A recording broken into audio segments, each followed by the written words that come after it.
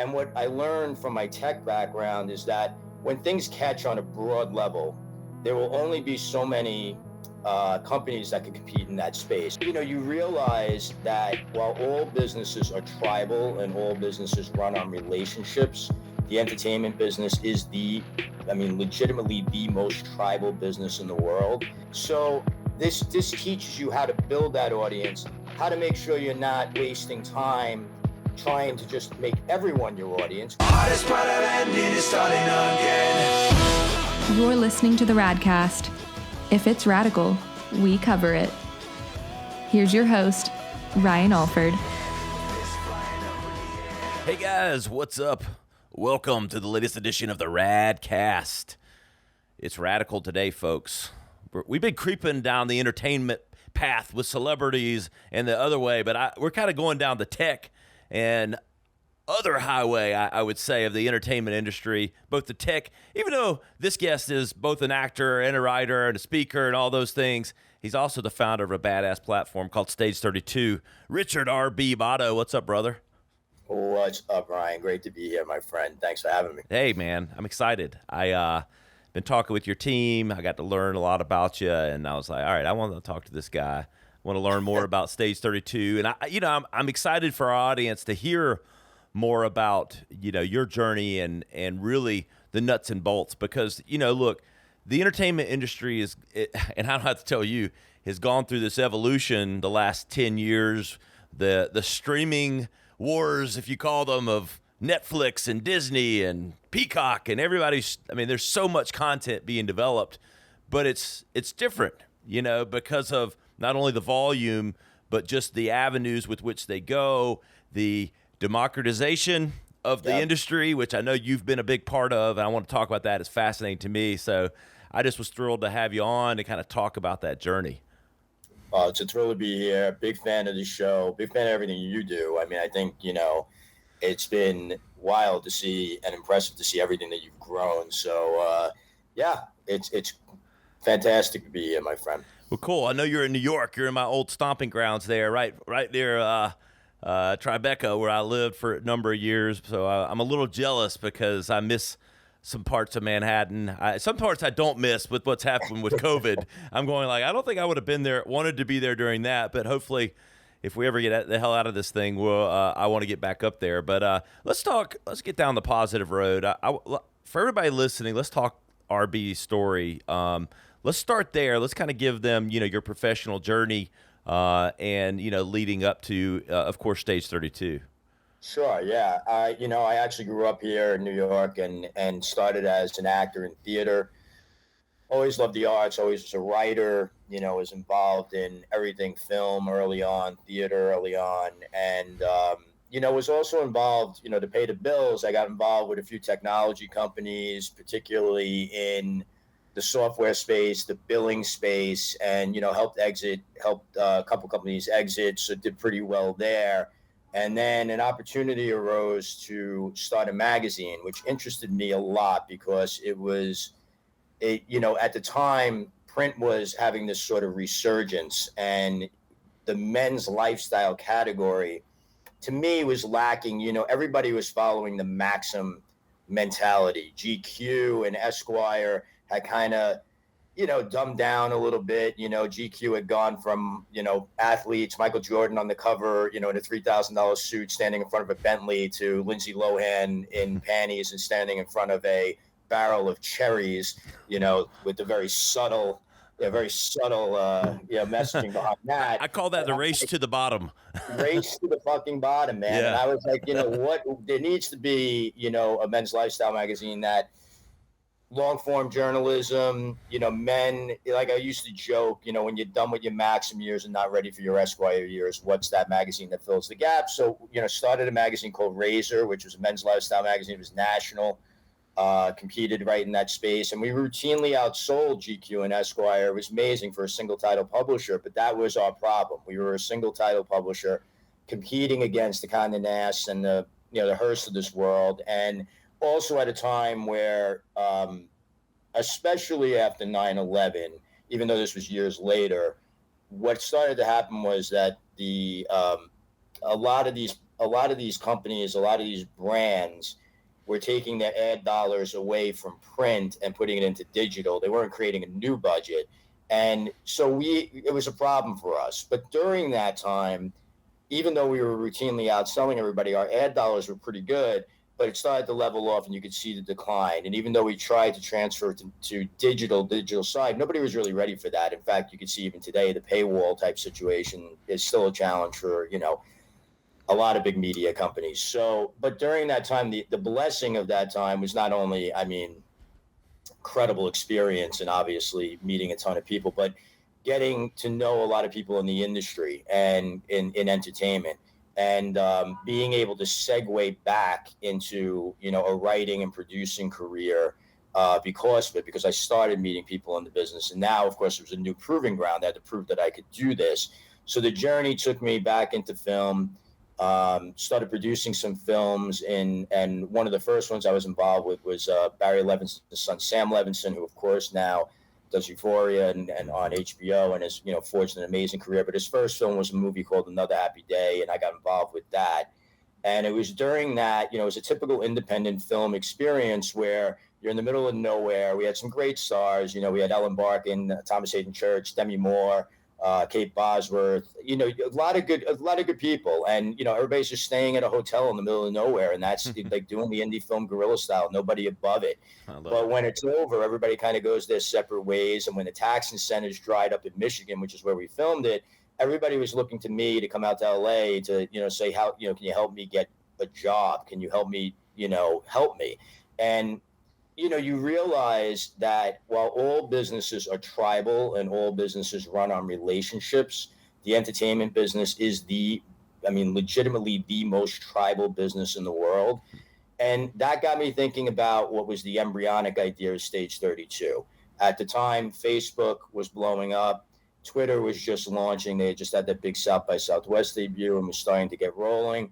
And what I learned from my tech background is that when things catch on a broad level, there will only be so many companies that can compete in that space. And we've seen that borne out over the last 12, 15 years, where you have your Facebooks and you have your Twitters and you have your TikToks now, and every once in a while one will pop up, Instagram and so on and so forth. But I figured that what would happen was these things would filter down to niche levels. And so what I wanted to have was the first platform for film, television, and digital content creators and professionals worldwide dedicated to the business. And, I just went about building it, to be perfectly honest with you. I did it backwards, not a way I would recommend anyone else or that you would read in a book. I just put my money where my mouth was, built the first iteration of it, and then went to 100 of my friends in the industry and said, you're going to use it. And you're going to tell me what you like, and you're going to tell me what you don't like. And I said, you're going to help me build a community. We're going to invite people. And that sort of mantra has stayed there today, or is still there today. And we've gone from our original 100 members to over 800,000 people worldwide. And now also the biggest education platform for film, television, and digital creatives and professionals, and also a marketplace. Hey, it's a lot, brother. A lot to unpack there. And, exciting. I remember Razor. You said that, and I may have skipped over that or breezed over that when I was like, I didn't know you were involved with that, but I remember that magazine. I like that magazine. I think I had a subscription. I started it. Yeah, it was a great ride. It was so much fun. It's I'm sure there's people that are listening to this, because I know you have a lot of entrepreneurial minded people, and that it's interesting when you enter a space and you're successful, but the space doesn't support the success in a way. We had to serve two masters, right? The readership and the business, the ad dollars. The readership at the end was the highest it ever was. Every issue was outselling the last, but the advertising, was challenged because, again, Hearst could go out and sell 7 titles at once and discount against my one. Yep. So that was the challenge there. Interesting. I want to explain for people, because if you're not in the entertainment industry, I think it can be overwhelming and also some ignorance, just because if you're not in it, you don't know how complicated it is to make these films, to make the TV shows, from production to writing to all of that. I'd like to do a little 101. Like, talk to me like the layers of the 800,000. Like, what are the main categories of people that are on the platform and what they're doing? Yeah, well, I mean, a bulk. It's everybody above the line and below the line. There's a home for you on the platform. We have everybody from managers and agents to craft services. I mean, you name it, you could be on the platform. I would say the majority of our members fall into the acting, screenwriting, filmmaking, producing arenas. But we work with now close to 5,000 executives in the business, and those are development executives, again, producers, people that can make the content, managers, agents, financiers. So it really has become sort of this marketplace between the content makers and the content creators and the content makers. And that's what when you talk about democratizing, this was always the idea, was how do we level the playing field for all? Because, if you're just starting out and you're a writer, it's true. I'm glad you said it that way, that people don't realize how difficult it is. There are no overnight successes. Everybody believes that. This is very much a brick by brick business and a marathon business. And like I said earlier, relationship and tribal business. But the way that you can shorten your path is if you can get your material or your talents in front of those decision makers. And really, before this platform existed, the only way to do that was, sometimes through a contest or sometimes but really it was through your champions. It was through people that, if I come up to you and, you're a manager and I say, man, my writing's fantastic, that manager's getting just inundated with material day after day. They're like, yeah, sure, you and everybody else. But one of their clients or one of their peers or somebody comes and says, no, you got to read RB's stuff. It's really good. Goes to the top. That used to be the only way it really worked. This platform allows you to literally be able to get in front of those executives that we work with. And it's a perfect two-way street, because those executives, in this era of an amazing amount of content being produced and the need for content and the need for speed, they want to get in front of material that nobody else has seen. Because in this business, people go, how come there's so many shitty movies that get made? And I'll tell you a couple of reasons why. One is because there's so much interference from people that the business people don't understand the creative, but they think they do. That's one problem. But the second problem is that good material goes to the biggest places first. It goes to the studios and the Netflixes and the streamers and everything. And then when it gets passed on, it filters down and filters down and filters down. And then, eventually, if you're a small production company, you got to make something. You know what I mean? And you go and you make it, and it's not at a higher level. This helps those companies as well get in front of material that they're getting a first look at. Yep, that makes a lot of sense. And it sounds a lot like the advertising industry. Like, the business gets in the way of the creative. Oh, if I write a book about that. every good ad we've ever written gets watered down by the business. But at the same time, hey, we get it. Everybody's got to get paid, and they think they're doing what's best. And I'm like, hey, if you get out of our way, we can actually do some good work. Right. Yeah. But so if I'm a writer, a screenwriter, or in a production company or something like that, I come sign up on the platform.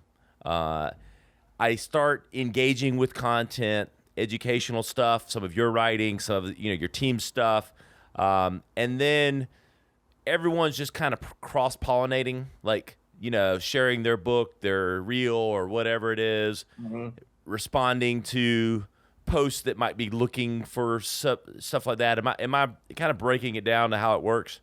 Yeah, I would say this, the way we look at internally is we say we have three divisions to Stage 32. So the first division would be the social networking, natural relationship building part, which is sort of the same way you would sign up for Facebook or LinkedIn or whatever. You create your profile. In our case, like you said, you upload your reels, your screenplays, all your work, your bio, and then you go about networking within the platform. We have all these types of forums that we call the lounge. We have a million different resources. And this is the way that you can do this. Is all free. This is a way that you can just go about and control your own destiny. The more work you put in, the more you get out, right? The second division is our education division. And what was really important to me when we launched the platform, and it took a few years to get there, and we knew it would, was we wanted to build a library of education and have tiers, webinars, classes, and labs. The labs having tiers where people could graduate up and, being taught by people that are professionals in the industry working right now. So the whole idea is, okay, we're connecting them, we're training them. And that brings us to the third division, which is the marketplace, or what we call development services. And in that instance, we have executives that say, we want to be a part of what you're doing. We will offer these services, whether it's mentoring, whether it's, looking at scripts and doing coverage and consulting calls, whether it's doing line budgets on projects, whether it's doing producing, mentoring. This is how I would go about raising the money. This is where this project fits in the marketplace.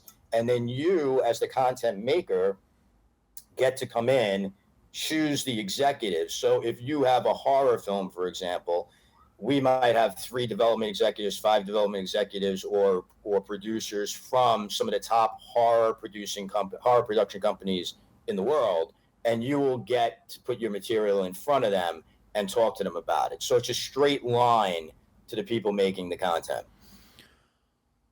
Let's transition a bit to the business of Stage 32. I think it's fascinating, and I think what you just described is actually a true community. I mean, it's what you've built, It's like, that's what it is. Like, people talk about it all the time, but that's actually what you've built when you are adding value at all layers, and, that's community. So I applaud you for that. But let's talk about, how does Stage 32 make money? Like, what is the...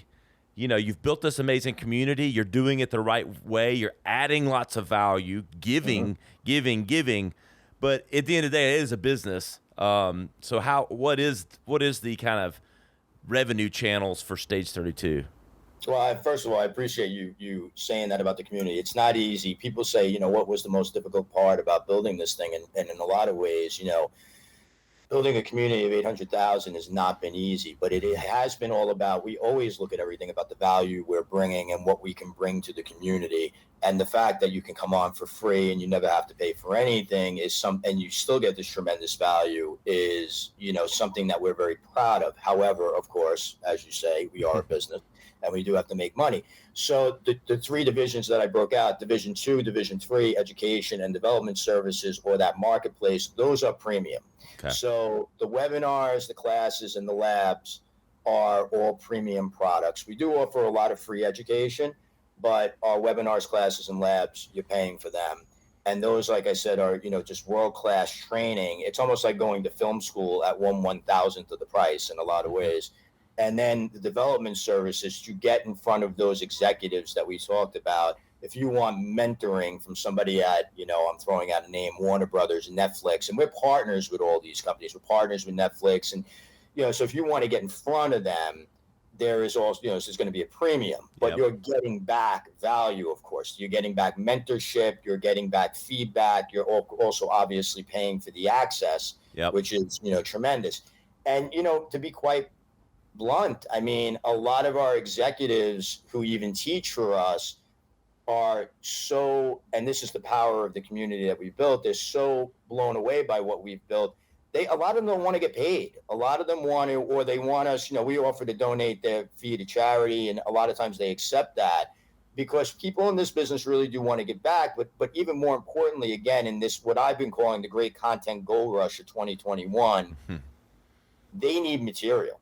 Yeah. They need the access as badly as the content creators need the access. So that's where we make the money. The content creators, the people looking for the education, they pay for that education and they pay for those development services. That makes sense. And you guys just make a percentage or a fee on what those things are, right? Right. We handle everything, and that's our revenue stream right there. Yeah. How have you grown? I know. And talking with your team, and I see that this platform could, 10x, 20x in the next few years with everything going on. I'm sure that's the vision. But how have you grown the 800,000? What call it? And I know it's been, community building is not easy. Yeah. And there's been marketing involved, and there's been, natural word of mouth, I'm sure. But I don't want to put words in your mouth, but like, I'd love to know like some of the marketing that it took, and or tactics, and or community building, what you had to do to get it to this point. Yeah, sure. It's funny. It was a lot of decisions that were made immediately early on. And one of them was that I was going to stand out in front of the company and be the face of the company, because I was working as an actor, writer, producer. So basically the messaging was going to be, look, I'm not just some business guy that had an idea and I'm coming into this industry and filling the need. Yeah, I'm filling a need, but I'm doing it just like you are. I am just like you. I have a joke that if you've been in this business for more than you could tell somebody that's been in business for more than 5 minutes because of their cynicism, and somebody that hasn't been in business for more than 5 minutes because of their optimism, right? So the first thing we knew we had to do is cut through the cynicism. I mean, it's a tough business. It's a lot of no, it's a lot of rejection. So the welcome letter that you see today on Stage 32 is almost exactly word for word, a couple of little changes that was there on day one. And this was the idea that, look, we're all in this together. We're going to build this together, okay? There's going to be no trolling. There's going to be no hate speech. There's going to be you got to stand in front of your own name, because in this business you do. You can't be Joe 1, 2, 3, 4, 5 like you could be on Twitter, okay? And we're going to build this thing together. And if you like what we're doing, and at the time it was crowdsourcing, although I didn't realize it at the time, but I didn't realize that was the word that we were going to be using. But the idea was, if you like what we're doing, my ask to you is invite at least 5 fellow creatives or professionals. And people started inviting their whole film crews, their whole acting classes. People just started inviting the community and their communities in droves, and they were becoming champions of the platform. So to be quite honest, we went from that 100 to 800,000, mostly through crowdsourcing, mostly through word of mouth. Now, over the last couple of years, have we done some Facebook advertising, stuff like that? Of course. Yep. We have partnerships with Netflix. We did a gigantic global how to pitch to Netflix, how to do a TV pitch deck for Netflix. That, of course, brought in a ton of people as well. But most of our community has been built through word of mouth and through crowdsourcing. Yeah, which actually is a great lead into a book you wrote, Crowdsourcing for Filmmakers. RB, you are a natural. I got to tell you, like you lead a guy, an interviewer, straight into it, man. I love it. The Crowdsourcing for Filmmakers, the power of the crowd. I know you wrote that book. Let's talk about that. I know it gained a lot of notoriety and popularity in the industry, but it's right down that avenue, right? Yeah. It's a book for everybody. I kind of hate that, wrong word, hate, but I kind of wish that it would have been, it was published by Focal Press, which is they're specific to film mostly. And I was asked to write it after giving a talk at the American Film Market in 2013, and it took me about 3 years to agree to do it. But it really is talking about, it really fits any business. It fits everything. It's more important today than when I wrote it in a lot of ways. And it really is all about how you identify, engage, and move a crowd on behalf of the brand of you. And everybody listening, you do have a brand. And if you don't know what it is, you have to start thinking about it right now. And probably begins with what you're putting out there on social media, by the way. But it's also for the brand of your products, or in this particular case, the brand of your film.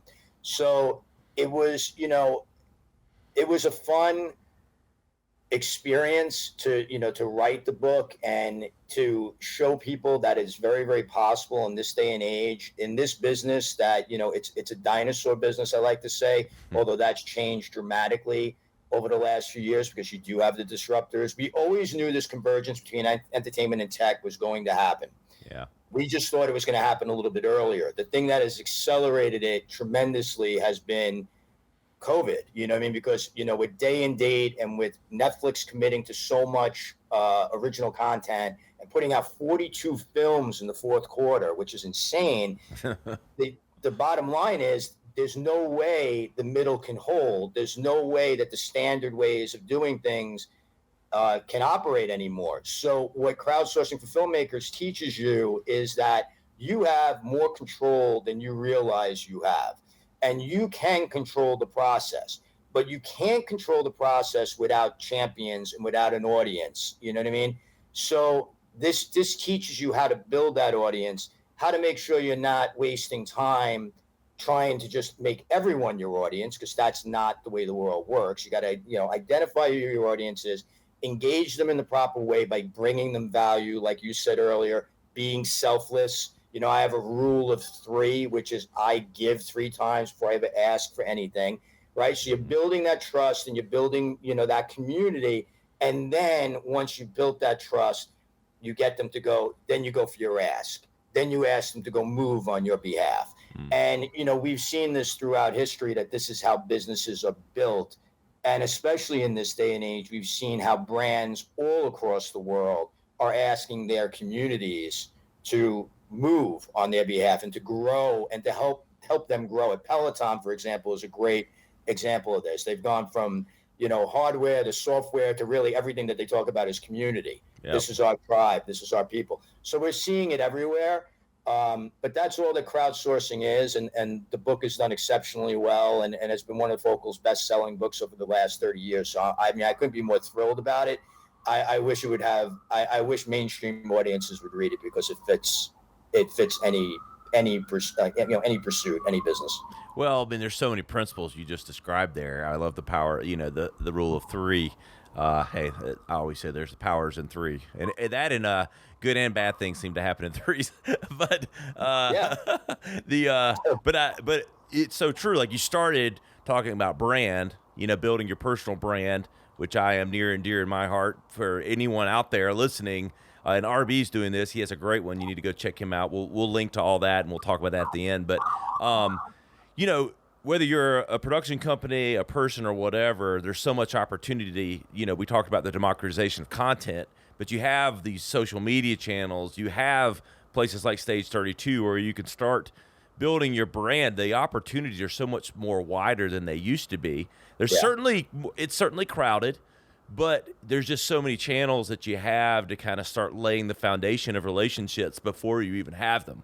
And it sounds like you got a lot of great principles in the book that might be, towards that end.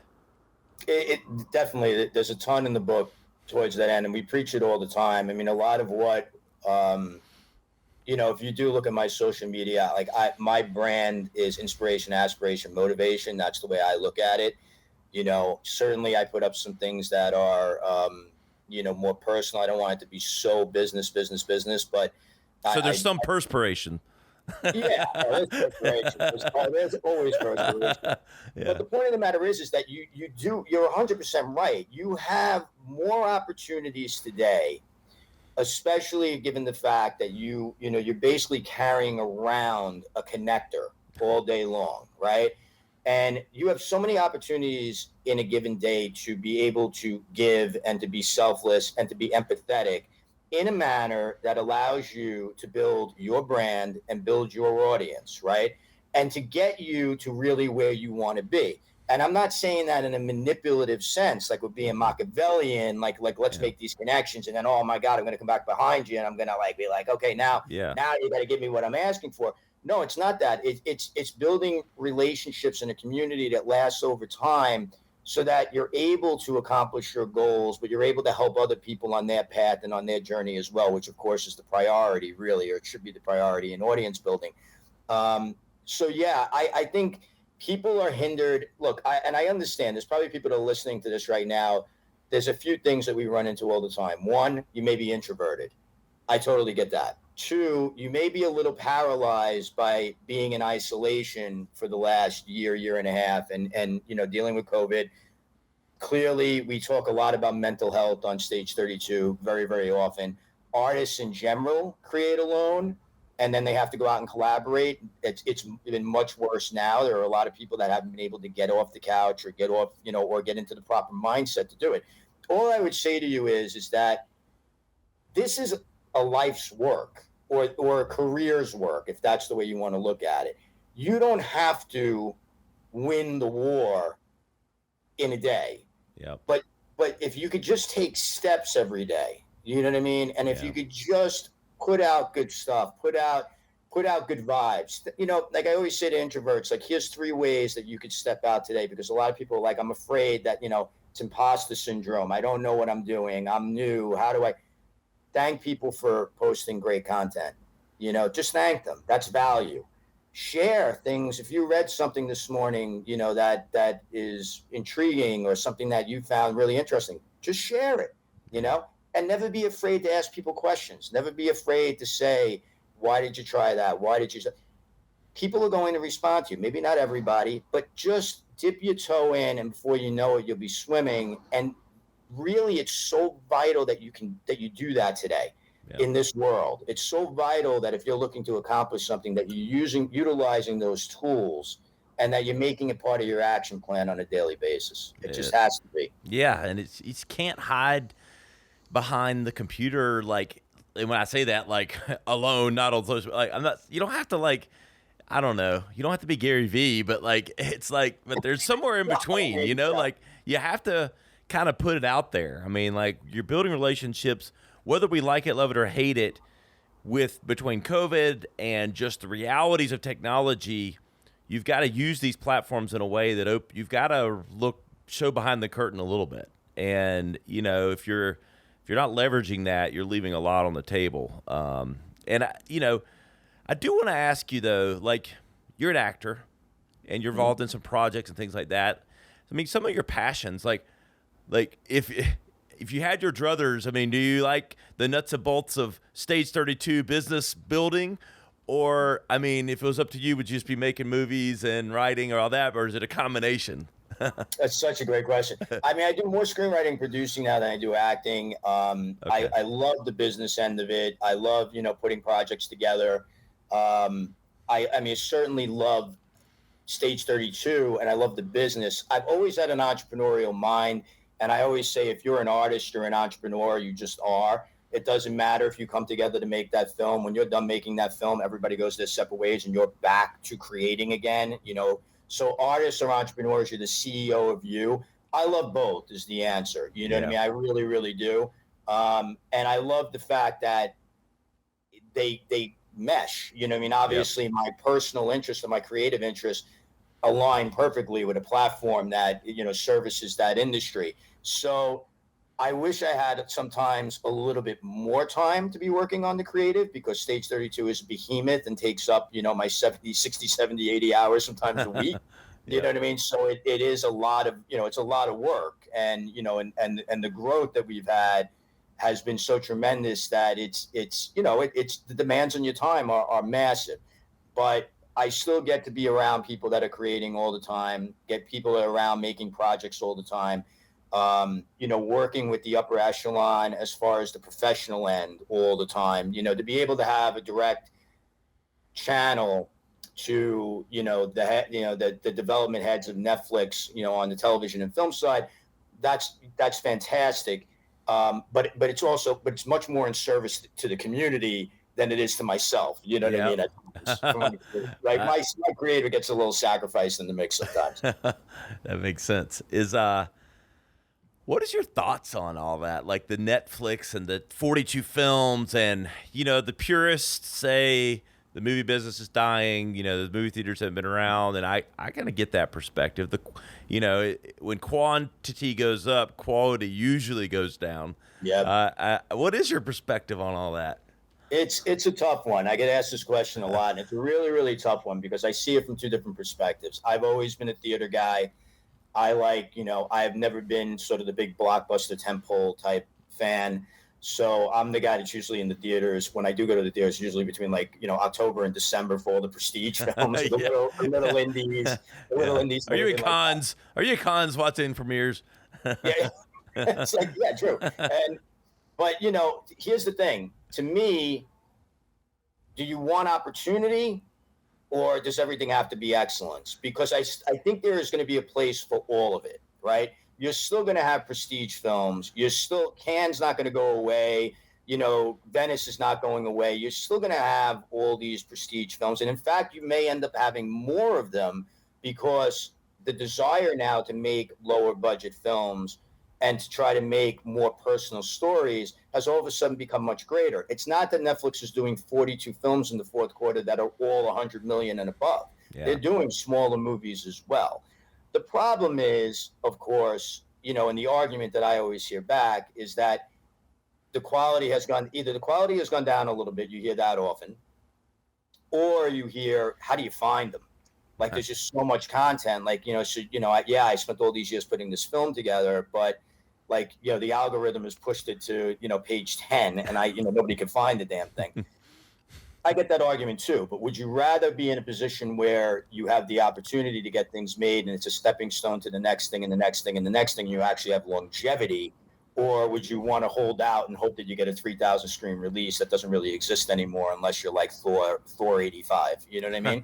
So, the Avengers and Superman attack Batman on planet Wonder Woman. 100%. Yeah, I mean, it's endless. I know. And, I like a good Star Wars movie, but, it's like... that I watch. But where's it all going, man? I mean, what's I know you're headed to, I think you said South Africa? And like, but it's both short term and long term. Where's RB headed? Well, I mean, as far as just kind of piggybacking on the answer to the business, one of the reasons I'm going to South Africa is, to meet with the South African Film Commission. What's happening with the business that I also think is interesting, and I think where the opportunity lies, is that, Netflix, for example, is looking to do foreign language productions that play to an American audience, right? So you're looking at Lupine, you're looking at Sabara, Narcos, things like that, right? How do you train those people? How do you cover the earth, basically?